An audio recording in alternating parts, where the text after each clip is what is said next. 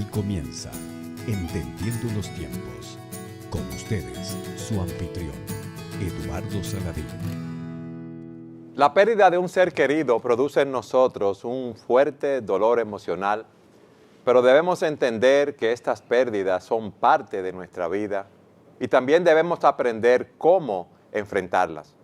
En el día de hoy vamos a estar tratando acerca de este tema, cómo enfrentar las pérdidas en esta vida, y tenemos con nosotros, en la providencia y la gracia de Dios, a tres pastores de mucha experiencia que nos pueden relatar sus experiencias trabajando, hablando, ministrando a personas que han perdido seres queridos. Y de manera especial tenemos con nosotros al pastor José Agüero. José, bienvenido. Gracias, Eduardo. Gracias. Un placer estar con ustedes y tocando un tema que llega en un momento muy sensible para mí, porque hemos pasado por la reciente experiencia de perder un ser querido, no un familiar, pero ver a los familiares de ese valioso joven sufrir por la pérdida de este buen hermano. Y todo lo hemos experimentado en carne propia, la pérdida de seres queridos. Marco, tú perdiste a Ica, tu primera esposa, después de ¿cuántos años? 27. 27 años. Y es una experiencia de la cual todos podemos aprender cómo Dios te ministró y cómo tú lo enfrentaste. Tu tesis doctoral, José, hay un capítulo donde tú tratas específicamente del duelo. ¿Pero qué es el duelo? Bueno, el duelo es definido como un conjunto de emociones, sentimientos, pensamientos, comportamientos que son completamente impredecibles dependiendo de cada persona que pasa por la experiencia de perder un ser querido y también dependiendo cuál es el nivel de relación cercana que tiene ese ser querido en el corazón de esa persona. Algunos autores le llaman a eso lo que se llaman relaciones significativas, que son personas que de la manera que han invertido en tu vida o tú has invertido en la vida de ellos, más que los vínculos sanguíneos, es una ligazón muy fuerte, que no solamente uno lo puede experimentar en la vida cotidiana y viendo a otros que están sufriendo, sino que en la palabra de Dios aparece muchas de esas manifestaciones de todo lo que puede venir en un momento de la pérdida de un ser querido significativo y que obviamente deja un vacío, a veces no solamente existencial, sino espiritual, emocional, físico. Yo he visto personas agarrar enfermedades mentales o enfermedades emocionales o desarrollar un retiramiento espiritual por un tiempo de los caminos de Dios. O sea, las manifestaciones que puede tener una persona cuando pierde un ser querido son muy variadas y todo va a depender de cada persona y de la fortaleza espiritual y otros factores que intervienen grandemente en eso. Utilicé ese capítulo porque el título de la tesis es El impacto de la caída en el matrimonio y en la familia. Y tú sabes que en el capítulo número 4 del libro de Génesis, el primer efecto que nosotros encontramos de eso es ver a unos padres perder a su hijo Abel.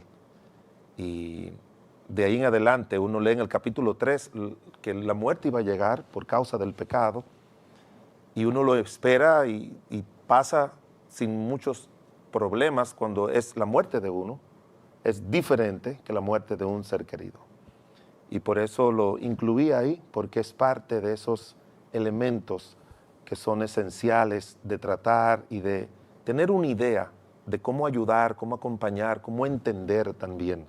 Porque yo entiendo que hay mucha consolación, que como dijo Job, vosotros sois consoladores molestos. O sea, hay mucha consolación que se le da a los que están pasando o han pasado por la pérdida de un ser querido, que lo que hace es ahondar más el dolor. Salvador, la muerte nos produce ese dolor y es tan chocante para nosotros porque no es algo natural. Qué bueno que haces esa pregunta porque es por donde debemos comenzar. El hecho triste de que Dios no nos hizo para morir, Dios no nos creó para morir. Como decía José, realmente la introducción del pecado en el mundo fue que introdujo la muerte. En ese sentido, es un enemigo, como la Biblia lo llama, de hecho lo llama el postrer enemigo, y Cristo lo vence, no en el sentido de que no tenemos que experimentarla, sino en el sentido de que tenemos esperanza los creyentes, los que creemos en Jesús después de ella. Pero no es menos cierto que la muerte no es natural. Nosotros somos hechos de una parte espiritual y de una parte material, y en esta vida nosotros todos vamos a llegar al momento donde vamos a tener que experimentar esa separación de la parte material de la parte espiritual. Dice la palabra de Dios que el polvo vuelve a la tierra y el espíritu del alma vuelve a Dios que la dio. Y en ese sentido, nunca vamos a experimentar la muerte como si, como el hecho de lo que nosotros comemos, es natural que comamos o es natural que nos gocemos en algo que sea agradable. La muerte nunca es natural.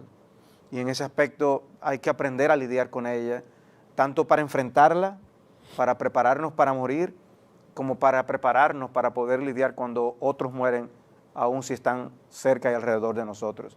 O sea, creo que el concepto de preparación para la muerte no es algo de lo que se hable mucho hoy día, quizás solamente los que quieren vender algún plan funerario, son los que hablan de eso, pero la verdad es que no, que todos deberíamos de prepararnos para eso, y me refiero más espiritualmente que de otra manera. Y aún si Dios da una larga enfermedad en algún caso de una familia, como lo que tú mencionabas anteriormente, es el hecho de también de que eso sirva para preparar. Y viene a mi mente el caso de la muerte de Jacob, cómo Jacob pudo hablar con sus hijos, llamar a sus hijos, darle un mensaje a sus hijos, y aún bendecir a sus nietos. O sea, fue algo donde la ocasión de su misma muerte vino a ser un elemento de bendición para el resto de la familia, y dio instrucciones acerca de ciertas cosas. No siempre las muertes son así, hay muertes repentinas que hay que lidiar con ellas de una forma mucho más dramática, pero si es posible, esa preparación, tanto para el que muere como para las familias, es adecuado. Es bueno uno mirar que esa es la realidad y poder nosotros alistarnos para ese momento difícil.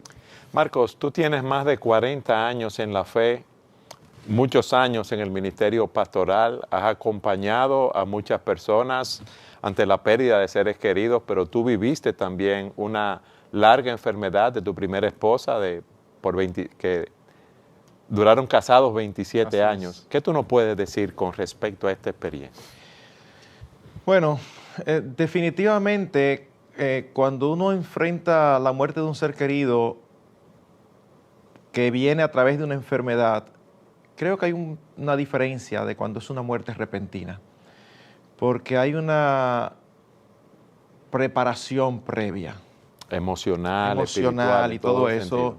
Ella falleció en mayo del 2011 y antes de diciembre del 2010 ya yo estaba seguro que el Señor se la iba a llevar. Pero eso trae también otro tipo de consideración, y es que los escenarios pueden cambiar mucho. No es lo mismo cuando el ser que parte es creyente y los que quedamos somos creyentes, a cuando el ser que parte es incrédulo o cuando los que quedan son incrédulos. Es interesantísimo que hablando acerca de los que habían partido y la reunión futura con el Señor, el apóstol dice, no os entristezcáis como los demás que no tienen esperanza. Entonces, como decía José, hay aspectos de personalidad que se van a dar en el manejo del duelo, pero por encima de toda personalidad hay aspectos que son los prioritarios, que son las verdades bíblicas acerca de Dios y acerca de nosotros mismos, que deben de controlarnos. De hecho, uno de los frutos del Espíritu, o una de las manifestaciones del fruto del Espíritu, es la templanza, es el dominio propio. Con esto no estamos diciendo que es incorrecto, ni es falta de piedad que una persona llore por su ser querido. No, eso es natural. Yo he conocido algunos creyentes que piensan que si un creyente está llorando porque partió un familiar que a la vez era alguien que había conocido a Cristo, es como falta de fe. No, no, no, hay un dolor natural por la separación. Y Jesús lloró. Jesús mismo lloró, aún sabiendo que iba a resucitar a Lázaro. Él lloró viendo la corrupción y los efectos malditos del pecado. Así que, como decía Salvador, no es algo natural. Nadie se acostumbra. Dice, bueno, ya eso ocurre tanto y como quiera a todo el mundo le ocurre que ya estamos todos acostumbrados. Eso no es así, no funciona así. Pero en ese momento es importantísimo cuáles son las verdades que nos sustentan, que nosotros creemos acerca del Dios al que decimos servir y que nosotros conocemos acerca de nosotros mismos. Y eso fue algo que nos sostuvo grandemente. Saber que Dios es un Dios que tiene control de todas las cosas, que a los ojos de Dios no hay accidentes. José mencionaba el caso reciente que ha ocurrido en su iglesia, y él y yo conversamos un poquito al respecto. Es un caso bastante triste porque fue un accidente automovilístico de un joven de 31 años. De 31 años. Eso es algo que es repentino, es impactante, la edad que tiene es impactante, pero en el fondo, la verdad es que fue un accidente para nosotros. Para Dios no existen accidentes. Él tiene control de todas las cosas. Si Él no tuviera control de todas las cosas, Él no fuera confiable. ¿Cómo nosotros podemos esperar las promesas de Él que dice que va a conducir todas las cosas para nuestro bien, o que Él tiene cuidado de nosotros, o que Él nos ama, si hay cosas que escapan a su control? Estaba distraído, se me pasó. No, Él tiene control de todo. Por eso es que nosotros podemos confiar. Y en momentos cuando viene una pérdida, una de las principales cosas que un creyente debe hacer es aferrarse a las verdades que conoce, no a lo que no conoce. Cuando uno sufre una pérdida, y más cuando es repentina, las principales preguntas que vienen es ¿por qué? ¿Por qué? ¿Por qué? ¿Por qué? Respuesta. Nosotros no sabemos la respuesta. O sea, ¿por qué una persona muere a los 90 y otra persona muere a los 15? O sea, nosotros no tenemos la respuesta que no sea la general de que estamos sujetos a un mundo caído. Ahora, no debemos preguntar cosas que no tenemos respuesta. Hay otras que sí tenemos respuesta. Dios es bueno. Dios guía todas las cosas para nuestro beneficio. Dios hace todo para su gloria. Entonces, en medio del dolor natural de una separación, en medio de un duelo natural, esas verdades deben ser consoladoras, porque vivir en un mundo sujetos al azar, a la casualidad o al destino, debe ser desesperante. Pero fíjate, Marcos, que tú nos dices cómo tú te preparaste porque ya tu esposa había tenido una enfermedad que tenía ya cierta duración y te estabas preparando, ¿verdad?, para ese desenlace. Pero también tenemos casos como el que hablas de que sucedió con el joven en la iglesia de José, donde tenía pocos meses de casado y falleció. Fue algo repentino, algo que no se estaba esperando. Hay, si podemos decirlo así, tipos de muerte y su impacto. No es lo mismo una persona que tiene ya cierta edad, que ha cumplido un ciclo biológico y ya por la edad, por la vejez, enferma o muere, o cuando hay una muerte repentina. ¿Qué tú nos puedes decir de eso? Ellos la dividen en dos grupos, por decirlo así. Ellos le llaman lo que se llama muerte puntual y muerte no puntual. La puntual es como tú bien acabas de decir, cuando ya se han cumplido los ciclos de vida básicos de lo que tenemos nosotros cierta información en las Escrituras. Desde el diluvio hacia acá, nosotros hemos visto cómo ha ido bajando el promedio de vida que Dios, que es el que pone límites a la habitación de cada ser humano aquí en la tierra y en sentido general, ha ido bajando. El límite que dan las estadísticas coincide mucho con el de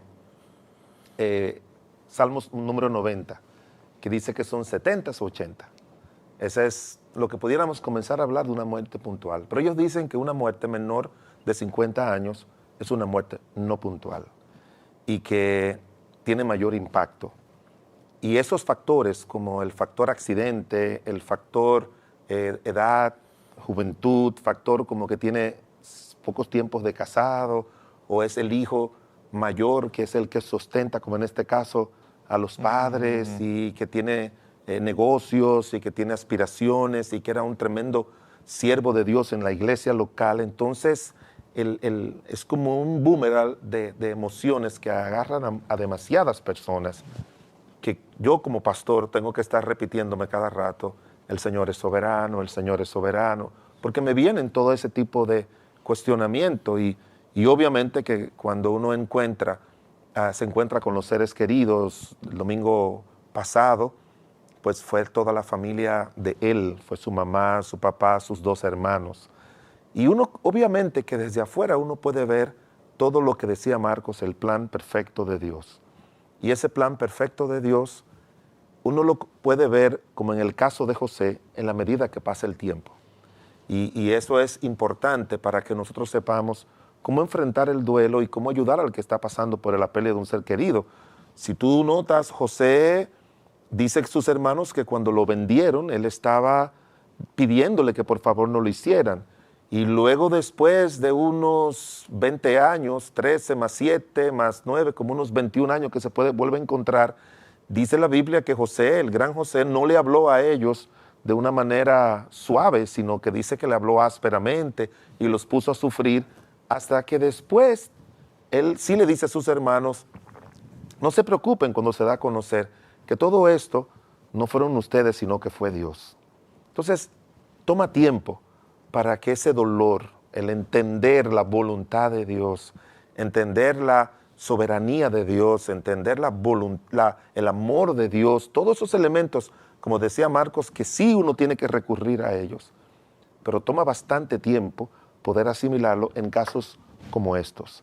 Y ahí es donde entra el fortalecer mucho a esas personas, como pudiéramos hablar más adelante, que cuáles son los elementos que tienen para acudir a ellos, pero obviamente que cuando es, como se ha catalogado así, esa muerte no puntual es, y con todos esos ingredientes alrededor, es un impacto devastador. Esa pobre joven esposa de 25 años tiene 15, 17 días acostada que no se levanta, medicada. Su mamá fue el domingo y de afuera uno puede ver, porque él llegó a los 12 años en la iglesia, unos años después se convirtió en su mamá, el año pasado se convirtió en su papá, el año pasado se convirtió en su hermana y él fue al bautismo, y este domingo que hacía 15 días que él había fallecido, en el culto de la mañana, su hermano recibió a Cristo. O sea, toda la familia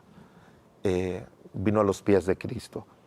Y fue por la influencia de él y muchos otros, que él trabajó con niños, trabajó con jóvenes. Yo diría que en cuanto a lo que él hizo para el Señor, murió a los 60 años. O sea, que tuvo una vida fructífera. Muy fructífera. Yo quiero que en el próximo segmento hablemos de esas emociones, esas sensaciones que vienen a nuestras vidas cuando perdemos un ser querido y qué debemos hacer. Siga con nosotros en su programa Entendiendo los Tiempos.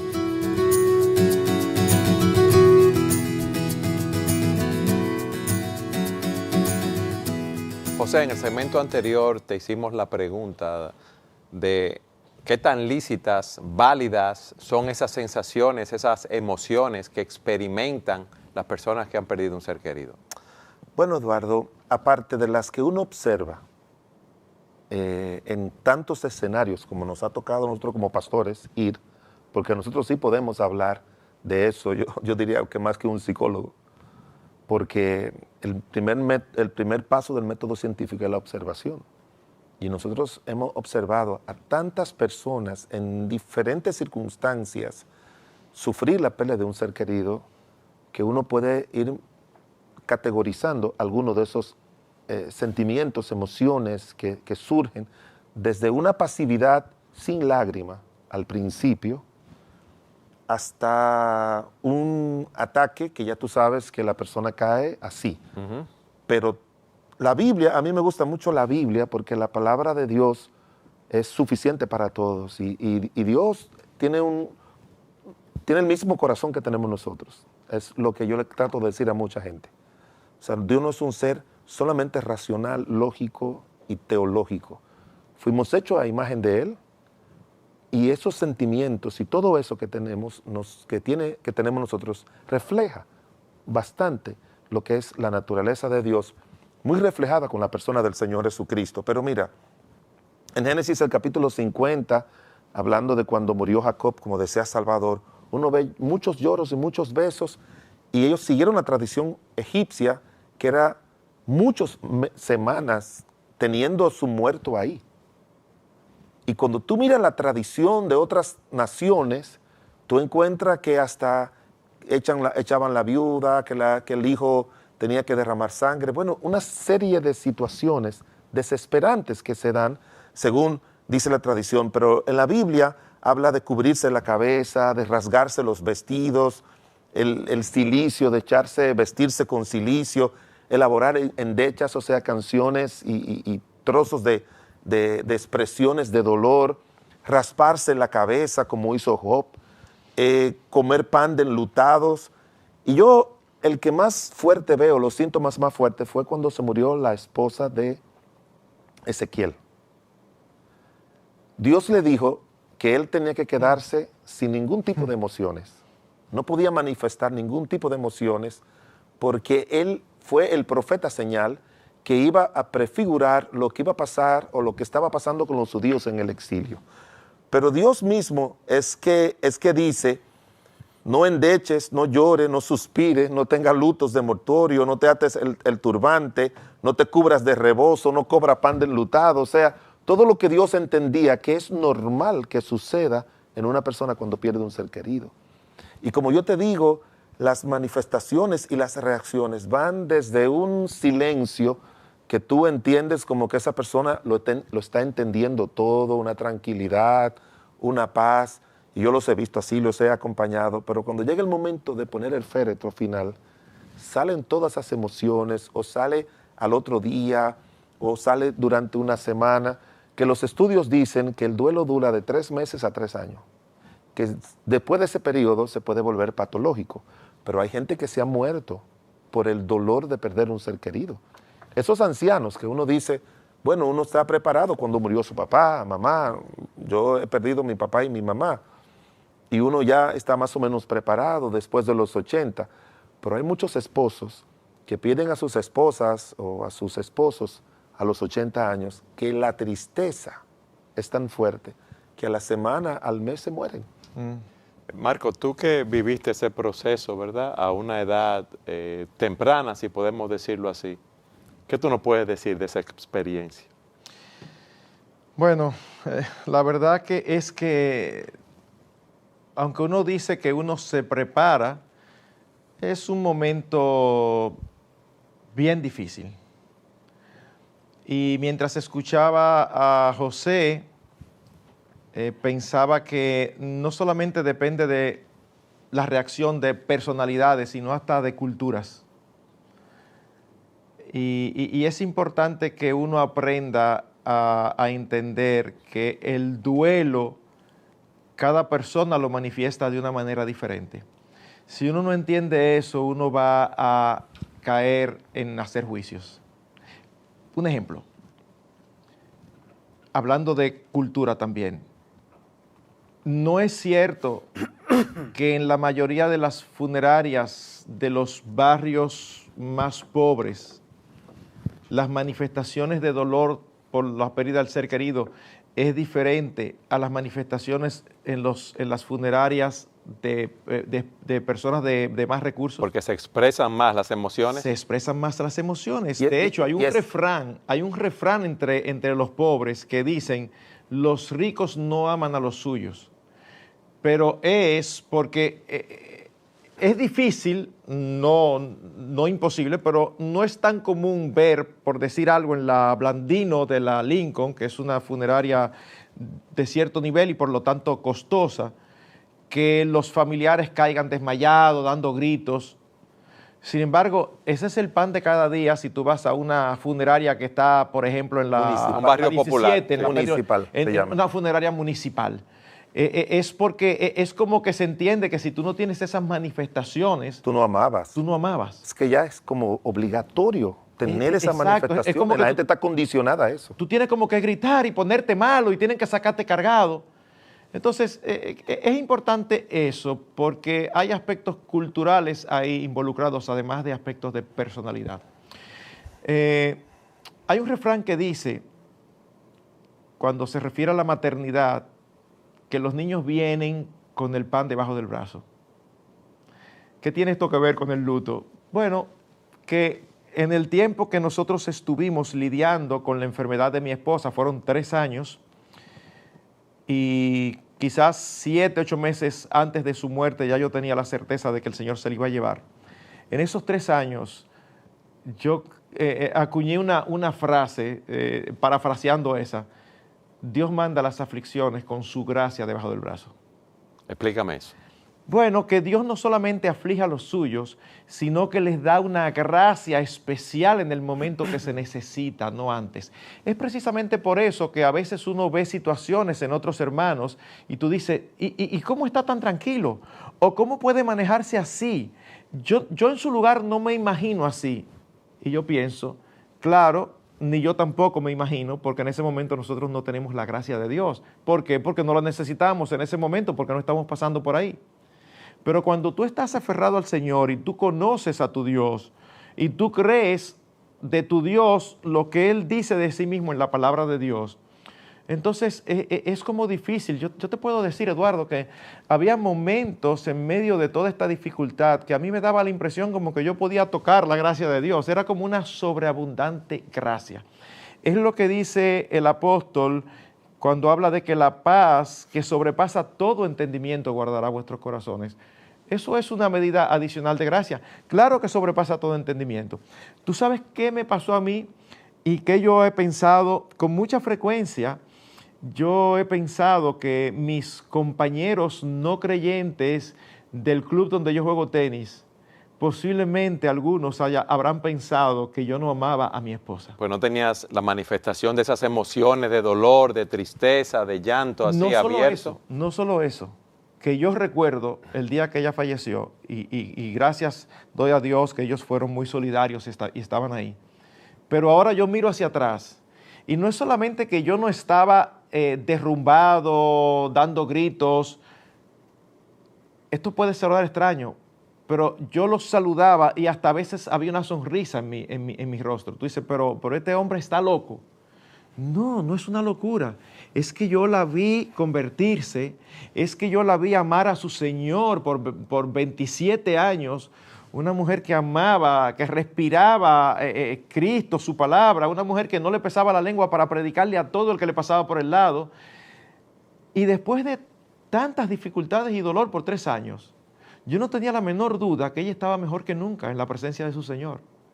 Así que sí, yo podía estar triste por mí, porque la separación causa tristeza, pero yo no tenía ninguna razón para estar triste por ella, porque ella estaba mejor que nunca en su vida. Entonces, con una convicción así, imagínate, ¿cómo un inconverso entiende eso? Yo me imagino, digo, wow, gracias a Dios que hay hermanos en Cristo muy cercanos a mí que también participan ahí, y yo sé que si en algún momento determinado ellos hacían un comentario como, óyeme, pero Marcos estaba como si nada, parece que Marcos parecía hasta que estuviera contento que se hubiera muerto. No, no estaba contento que se hubiera muerto. Nosotros soñábamos con envejecer juntos. Y aún hablábamos de cuando estuviéramos viejitos, agarrados de la mano, quizás tratando de pasear y conocer ciertos lugares. Pero el Señor tenía otros planes. Y los planes del Señor siempre son mejores que los nuestros. Amén. Entonces, creer eso es lo que le da a uno la tranquilidad. Así que... Por todo eso que ustedes han dicho, se hace evidente que las emociones no son soberanas. Dios es soberano sobre todo lo que somos, incluyendo nuestras emociones. Por eso aún tiene derecho a decirnos que debemos gozarnos con los que se gozan y llorar con los que lloran, porque Él es Señor de nuestras emociones. Y aún el texto que tú citabas anteriormente, de no de entristecernos como los que no tienen esperanza, está poniendo un límite a cómo damos expresión a ese duelo. Debe haber una diferencia entre un lloro con esperanza y un lloro sin esperanza. Sí. Y en donde nuestra convicción modera y pone límites a las expresiones que nosotros tengamos. No todos somos iguales, emocionalmente vamos a manifestarlas de manera distinta entre persona y persona. No todos vamos a tener las mismas convicciones exactamente, y por lo tanto alguien que no tenga una fe fuerte cimentada en la palabra no va a tener de dónde agarrarse, Así es. como nosotros decimos. Es crucial que nosotros cimentemos nuestra esperanza en la palabra de Dios y en las promesas del Dios que no miente, porque es eso lo que va a ser verdaderamente firme y sólido en momentos donde el piso parece quitarse debajo de nuestros pies. De manera que es importante, y aún hasta lo que ustedes mencionaron, habla hasta del riesgo de caer en la hipocresía, en la expresión de las emociones, simplemente por complacer a lo que culturalmente se evidencia. Y fue lo que se vivió aquí aún con la muerte del gran dictador de nuestro país, donde hubo personas que fueron pagas endechadores profesionales, pagadas simplemente para que se notara que era una persona supuestamente querida. Y no debe ser. O sea que aún en estas cosas, ¿cómo se puede tergiversar una parte tan sagrada que es el dolor y el duelo por la muerte de un ser querido? Pero es tan importante, Salvador, esa parte que tú dijiste de uno poder entender que hay diferentes personalidades. Nosotros, los seres humanos, tendemos a la estandarización. Eso ocurre en todo, eso ocurre en las iglesias, eso ocurre en la forma que adoramos, eso ocurre en la forma que nos comunicamos. Y la paz que Dios envía y la gracia que Dios da se va a manifestar a través de la personalidad de cada uno. Así que si hay alguien que en un momento determinado pasa toda una aflicción sin tener una gran manifestación de dolor externo, no necesariamente significa que eso es lo que debemos esperar de todos. Lo que significa es que el principio y la verdad que lo sostuvo a él debe sostener a todo creyente. El principio es absoluto, la manifestación es variable, es variable. Y uno tiene que aprender a conocer y a respetar a los demás en ese sentido.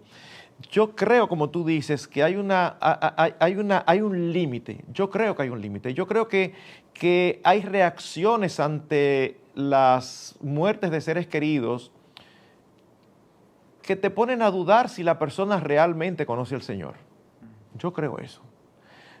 Duración, o sea, está bien el impacto inicial, pero no debe ser, no iba a decir puede ser porque sucede, pero no debe ser que tú sufriste la partida de un ser querido, creyente, y que todavía a los 3 meses, 4 meses, 5 meses, tú no sirves para nada. O sea, fíjense, yo no estoy diciendo la tristeza va a variar de cada persona, pero ¿qué es lo que domina tu emoción aún? Alguien me contaba en estos días de alguien que perdió una hija siendo niña. Eso debe ser terrible. Y hace 40 años de eso. Y todavía cuando ella lo recuerda, ella llora. No nos referimos a eso. No tenemos problemas con eso. Lo que estamos diciendo es que tú no puedes seguir adelante porque eso pasó. Entonces, yo recuerdo un conocido que era un médico muy bueno y su padre él tenía una relación muy estrecha con su padre. No era creyente, el padre tampoco. Tenía esposa y hijos. Y en un momento el padre falleció a edad de 80, a edad que ya uno sabe que eso en algún momento viene. Y él pasaron las semanas y él no pudo soportarlo. Y él terminó suicidándose, dejando esposa con hijos. Evidentemente tú dices, bueno, con un incrédulo eso es posible. Pero tú te imaginas un creyente que no se supone que vaya a llegar a esos niveles, pero atrapado en el duelo, semanas, meses, años. Ahí hay algo que no está funcionando bien. Sí, déjame aclarar algo también a esa puntualización tan cierta de Marcos. Pero nosotros como pastores sabemos que no todos los creyentes o miembros de la iglesia que uno pastorea están como al mismo nivel de fortaleza espiritual. Madurez. No la tienen, aunque tengan un año, 5, 10 o 15 o 20 en el Señor. Y ese elemento va a influir positivo o negativamente. Como le dije ya, los niveles de relación muy cercana, que en algunos casos se llaman dependencia o codependencia, que a veces puede ser un esposo, aunque ella se muera joven o vieja o viejo, hay una codependencia, como ellos le llaman, que es como si viviera con el cordón umbilical emocional de esa persona y hasta espiritual a veces. Son los que, ella era que me decía que vamos a la iglesia, ella era que me decía, o él era que me decía, lee tu Biblia, ora. Era una persona que estaba detrás de ese hijo, de esa esposa, de ese esposo y le ayudaba. Cuando los hermanos de José le dieron la noticia a su papá de que José había muerto, él dijo, yo voy a llegar enlutado al Seol. O sea, ya la percepción de lo que iba a venir a su vida, él mismo la anuncia. Y recuérdate que el nivel de unión emocional que tenía Jacob con José era muy especial, según él menciona en Génesis 37, era porque lo había tenido en su vejez y también porque era el hijo de su esposa, de su única esposa, por decirlo así, porque fue la única mujer con quien él se enamoró y se casó. Lo otro ya lo conocemos. Entonces, siempre entran muchos factores ahí. De verdad que es multifactorial y va a depender de todos esos elementos, como cada uno ha dicho. Sí, pero tenemos que aprender a ver la mano de Dios guiando cada cosa que sucede en nuestras vidas. Por lo que hemos hablado, podemos dar rienda suelta a nuestras emociones. Dios nos ha hecho, nos ha formado, creado con diferentes caracteres, formas de ser. Lo que no podemos es llorar como aquellos que no tienen consuelo ni tienen esperanza. Yo quiero que en el próximo segmento hablemos de cómo acompañar a esas personas que han perdido un ser querido. Siga con nosotros en su programa Entendiendo los Tiempos.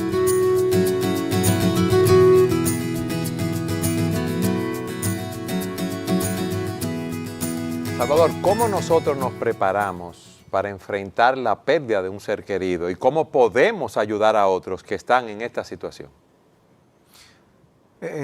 Como en todas las cosas de la vida cristiana, nuestra fortaleza no viene de nosotros mismos. Nosotros tenemos que buscar nuestra fortaleza en el Señor. Y la manera de encontrarla va a ser siempre aferrándonos a su palabra. Si nosotros creyéramos todo lo que el Señor nos dice acerca de la vida y de la muerte, yo creo que nuestra perspectiva de cómo usar esta vida y de qué pensar de la venidera cambiaría drásticamente. Porque no es una cosmovisión incorrecta el nosotros vivir como si nos fuéramos a quedar aquí para siempre. Luego viene la frustración de que no es así.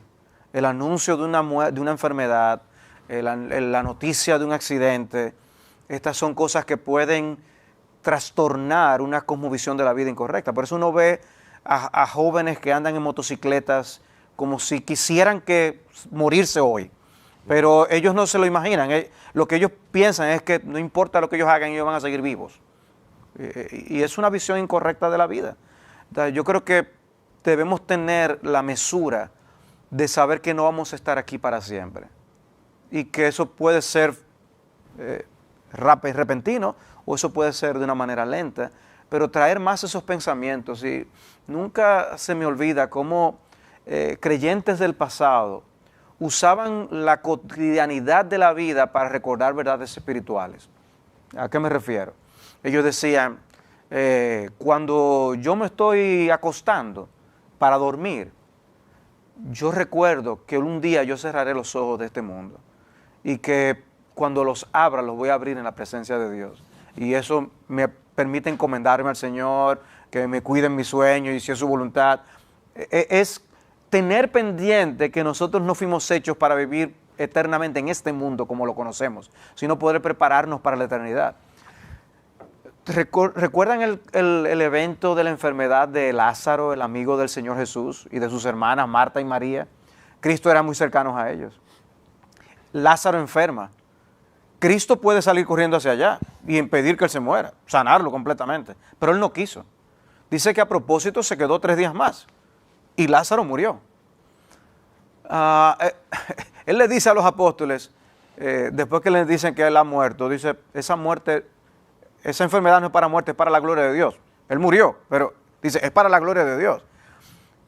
Cuando se va al lugar donde ya estaba en su familia, se acerca, dice, a Marta y le dice, tu hermano resucitará. Eso es en Juan capítulo 11. Y Marta le dice, yo sé que resucitará en la resurrección en el día final. Eso lo creemos todos nosotros. Esa verdad debió ministrarle a su corazón. Cristo le está recordando una verdad, pero Jesús va más lejos aún. Y le dice, Jesús le dijo, yo soy la resurrección y la vida. Y el que cree en mí, aunque muera, vivirá. Evidentemente, Cristo no está hablando solamente de Lázaro. Lo que él está diciendo abarca a todo el mundo. Y dice, el que cree en mí, esa es la realidad, aunque muera, vivirá. ¿Qué Cristo está haciendo? Cristo está ministrando a un alma en necesidad en un momento crítico de su vida con una verdad gloriosa de la palabra de Dios. Es con esa verdad que nosotros tenemos que alimentarnos y prepararnos, y es con esa misma verdad que nosotros podemos preparar a aquellos que están a nuestro alcance, a nuestro alrededor. ¿Con qué podemos nosotros ministrar a una persona en necesidad? Como ustedes han dicho, hay veces que hasta el silencio, el estar acompañando a una persona es suficiente, es un acto de compañerismo importante a la hora de pasar por ese trance. Pero no es menos cierto que podemos verbalizar verdades de Dios como la que Cristo le ha dicho a Marta en ese contexto. Dice Cristo también, y todo el que vive y cree en mí no morirá jamás. ¿Crees esto? Y le hace una pregunta. Y todos tenemos que hacernos esa pregunta. ¿Creemos nosotros estas cosas? Y ella le dijo, sí Señor, yo he creído que tú eres el Cristo, el Hijo de Dios, que viene al mundo, etcétera, etcétera. Pero la pregunta de Cristo es, pero tú lo crees de verdad. En otras palabras, nosotros podemos decir que creemos ciertas cosas, que tenemos esperanza, que cerrados nuestros ojos estaremos en la presencia de Dios, que ya no habrá más dolor, ni lágrima, ni clamor, que estaremos en una presencia de dicha eterna con nuestro Señor Jesucristo y citar las palabras de Pablo, para mí el vivir es Cristo y el morir es ganancia, y decirlo solo de la boca para afuera. No, prepararnos es internalizar estas cosas para nosotros poder experimentar estas cosas. Y no lo hemos visto como pastores cuando esas verdades han sido internalizadas y cuando no lo han sido. No hemos estado presentes delante de casos de personas en las que nuestros oídos han podido escuchar la palabra de Job. Jehová dio, Jehová quitó, sea el nombre del Señor bendito. ¿Eso es insensibilidad? ¿O eso es estar anclado en las verdades eternas de nuestro Dios? Estar anclado en esa verdad y es un canto de victoria. Entonces yo creo que debemos prepararnos así. Y eso no es un mundo de fantasía ni de irrealidad. Esa es la realidad, esa es la verdadera verdad de la que todos vivimos y que tarde o temprano vamos a enfrentar. Eso es prepararnos para la vida, prepararnos también para morir. José, en el caso de ese joven que falleció en tu iglesia hace unas semanas, él estaba preparado así porque dio un fruto abundante para la gloria de Dios. Así es. Y como tú sabes, Salvador, nosotros por todo el conocimiento que tenemos de Dios y de la esperanza gloriosa de nuestro Dios, tenemos que ser honestos y sinceros. No es una preparación que tenemos, en primer lugar, porque hemos leído la Biblia y hemos estudiado la palabra de Dios y conocemos estos versículos como lo citaba Salvador. Nosotros estamos preparados porque un día pasamos de muerte a vida. Porque un día el que es el autor de la vida física, Cristo, y el autor de la vida eterna, vino a nuestros corazones con el Evangelio y nosotros le creímos. Pero yo te voy a hacer una pregunta. ¿Cómo que pasamos de muerte a vida si yo estoy vivo? Bueno, ese es parte de la grandeza del Evangelio. que nosotros estando con vida física, espiritualmente estamos muertos, como dice Efesios 2. Y cuando una persona acepta a Cristo como su Señor y Salvador, ya nunca va a experimentar lo que la Biblia dice en el libro de Apocalipsis, que es la muerte segunda, en ninguna manera. Hay una garantía total y completa de salvación para aquel que muere, que vive en Cristo, y para aquel que muere en Cristo. Y nuestra invitación es decirle a los hermanos, la mejor preparación, aunque tu esposo tenga 31 años, aunque tu niño tenga 10, aunque tu mamá tenga 40 o 50, la mejor preparación es darle el Evangelio para que ellos puedan entender la obra de Cristo en la cruz del Calvario, entender que son pecadores, puedan aceptar a Cristo como su Señor y Salvador y poner en nuestra mente, yo amo entrañablemente a mi ser querido, pero yo estoy listo que si mi niño o mi niña o mi papá o mi esposa o mi joven muere, tengo la completa convicción de que va a la vida eterna, que no es una muerte irreparable y que tarde o temprano yo voy a estar con él en la eternidad. Y por eso animamos a los hermanos que se fortalezcan con estas palabras, pero también a los amigos que sintonizan, ven este programa, que sepan que la mejor manera de estar preparados es tener a Cristo como su Señor y Salvador en sus corazones. Darle su vida a Cristo, tener a Cristo en su corazón, no solamente le va a preparar, sino que le va a dar la fortaleza. En el momento en que eso ocurra, no importa que sea una muerte puntual o una muerte no puntual, va a venir. Aunque vengan todas esas manifestaciones, Eduardo, yo estoy 100% convencido de que Dios nos deja que en esos primeros días, en esas primeras semanas, pues experimentemos ese dolor. Pero Él no nos va a dejar solo. Y nosotros tampoco tenemos que dejar solo a nuestros seres queridos. Hay un libro que me ha ayudado muchísimo y que yo pienso que todo pastor y toda persona casada debe leer, que se llama Al pasar el tiempo, de Norman Wright. Y él habla desde la cuna hasta la muerte, todo el proceso que vive un ser humano, de una manera espectacular. Y él dice que, hablando acerca de la muerte de un ser querido, que ese es un momento no para razonamientos lógicos. Así lo dice él. Uno tiene que tener mucho cuidado con razonamientos lógicos. Palabra, tú sabes que están en el cielo, tú sabes esto. Yo dejaría eso para los días subsiguientes. Porque los días subsiguientes, los primeros días es mucha rabia, cuestionamiento a Dios, es desaliento, depresión. ¿Sentido de culpa? De culpa, ay, claro que sí, un sentido de culpa terrible. Y el papá de este muchacho dice, es que yo no le di suficiente cariño a mi hijo, ya me dijo y me llamó la hermana, pastor, llámese a mi papá, porque él se siente culpable, que no le dio cariño, si hubo un divorcio, si hubo una separación, si hubo un abandono, todos esos elementos vienen. Y no solamente para los deudos, sino para el que pudiera estar caminando hacia la muerte por alguna enfermedad catastrófica, como le llaman los seguros hoy en día, y uno tiene que recordar los momentos de Cristo en la cruz del Calvario. La fortaleza de nuestro Dios, siendo Él Dios, Él tenía una parte humana que salió. Él dijo, Padre, ¿por qué tú me has abandonado? Es una expresión que podemos buscarle todas las explicaciones posibles, pero yo pienso que a mí me gusta siempre ver la vida de nuestro Señor Jesucristo en las dos dimensiones que Él la vivió. Cristo vivió y actuó como un hijo de Dios y por eso hizo tantos milagros, pero Cristo vivió y actuó Él actuó como el Hijo de Dios, pero también Él actuó como un hijo de Dios. Y por eso se expresa todas esas emociones, sentimientos, compasión, misericordia, todo lo que Él sufría con los seres humanos, porque eso es lo que pasa, un hijo de Dios. Y ahora como hijo de Dios, Él sí podía enfrentar muchas de estas cosas.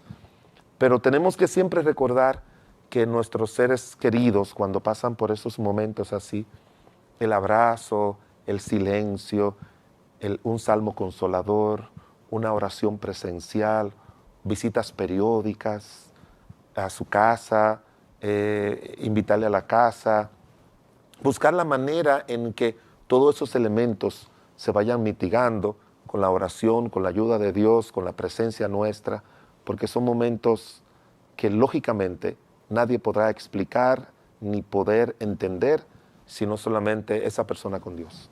¿Te iba a decir algo? Sí, yo creo que es importante uno prepararse y preparar a los demás antes de eventos así y después de eventos así, con el hecho de que nos dejemos también consolar, porque también a veces el alma misma se resiste a ser consolada y tampoco es una actitud saludable.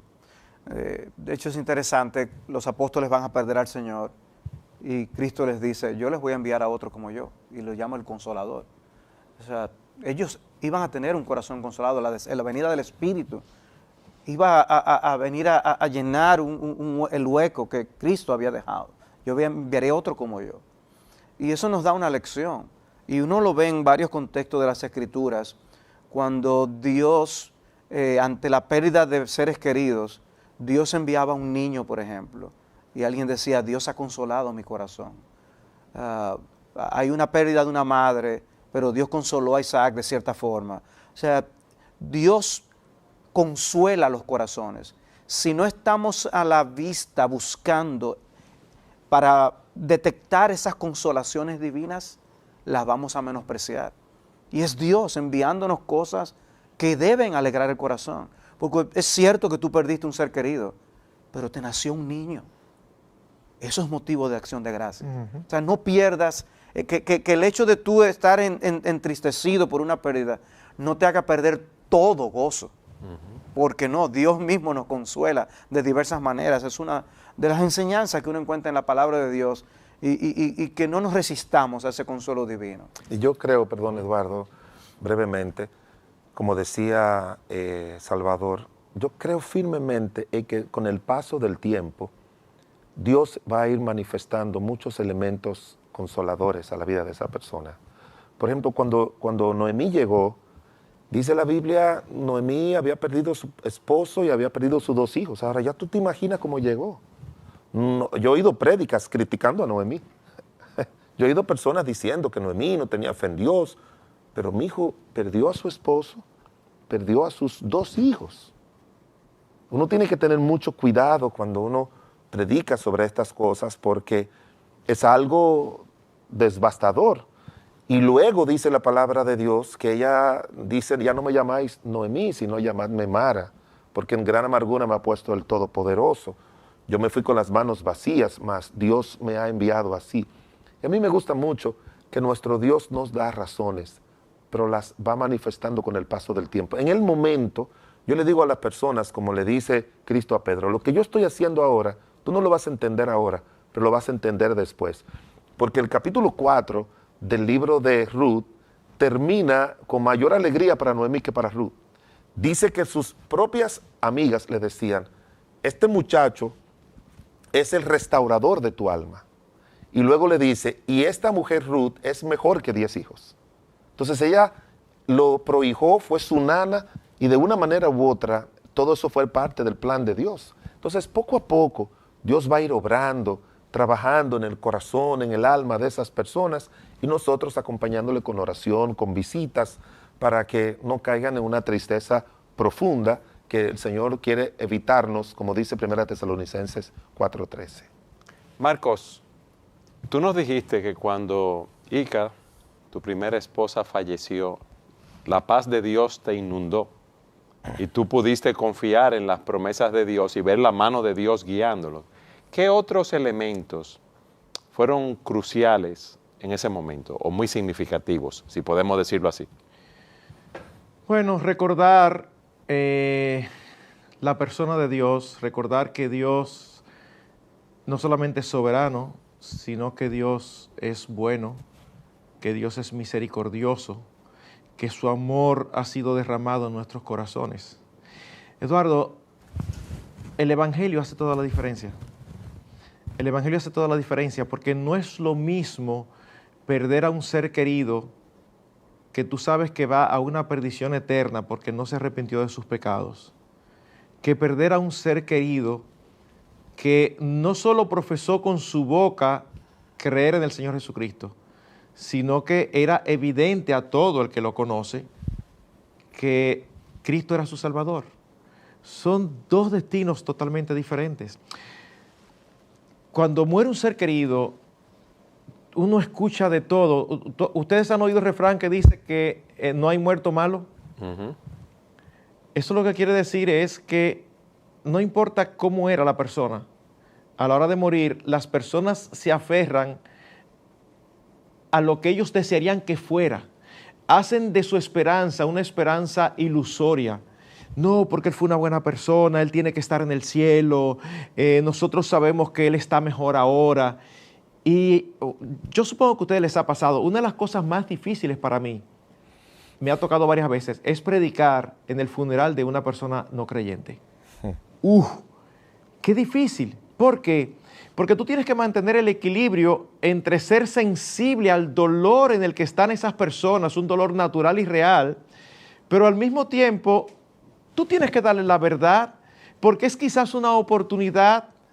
Una de las cosas que casi siempre digo cuando me toca predicar en el funeral de una persona no cristiana, que quisiera que lo hiciera otro, pero cuando ya tengo enfrente la responsabilidad, es no solamente presentarles el evangelio, sino también recordarles que al momento que ellos estén allí, pueden dar esperanza diferente a los seres queridos.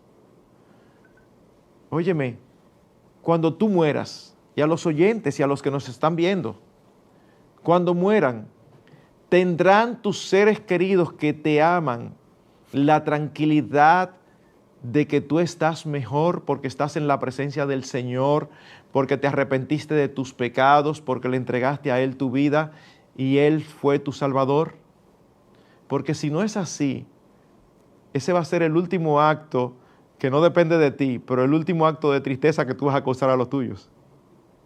Cuando un creyente muere, los que conocemos al Señor en medio del dolor, podemos tener tranquilidad, porque tenemos la certeza de que está frente a Dios, no porque fue una buena persona, no porque no le hizo mal a nadie, no porque no robó ni mató, sino porque siendo pecador o pecadora, Cristo fue su Salvador.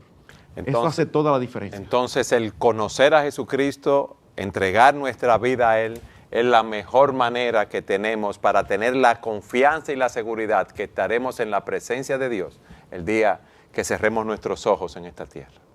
Y un elemento, Eduardo, que yo enfatizo cuando me encuentro con esa situación, porque antes me pasaba igual, es que aunque una persona que no tiene a Cristo, cuando la que falleció, si esa persona, su paso por la vida de sus seres queridos invirtió hijos, educación, formación, presencia, ayuda, eso siempre sirve de un poco de consuelo, que ese ser querido, mientras estuvo con nosotros, fue un instrumento para el bien de nuestras vidas, y eso es lo que uno puede un poco más resaltar, con justicia, obviamente, para consolar a estas personas, aparte de, como decía Marcos, de darle el evangelio a los que están con vida. Pero la verdadera consolación es darle el evangelio en vida para que conozcan a Jesucristo. Así es. Gracias por haber estado con nosotros en su programa Entendiendo los Tiempos. Y ahora, 1000 citas edificantes, compiladas por Salvador Gómez Dixon. Hemos estado conversando en este programa acerca del tema de cómo nosotros lidiar con la pérdida de un ser querido, el tema de la muerte, el duelo.